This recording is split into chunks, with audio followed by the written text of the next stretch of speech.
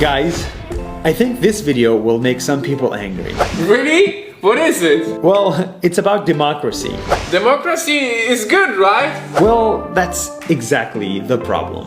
Hi, let's talk about democracy.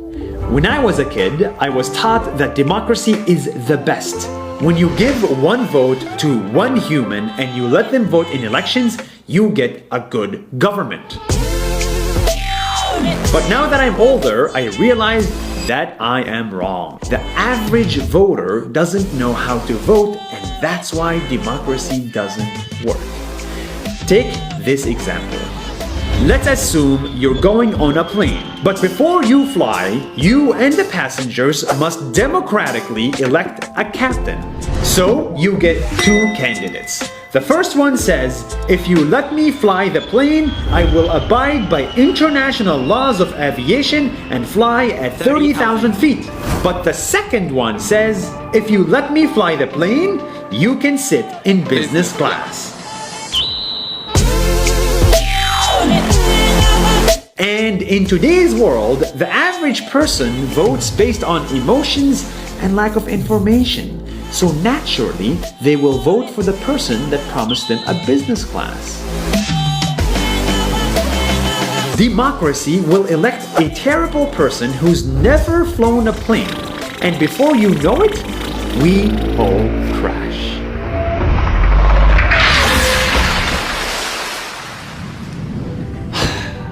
I am convinced that running a government is just like flying a plane.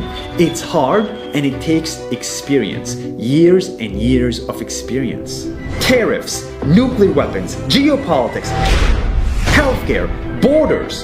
These problems need real professionals. It takes 10 years to be able to fly a plane. But in our government, anyone can vote and anyone can run.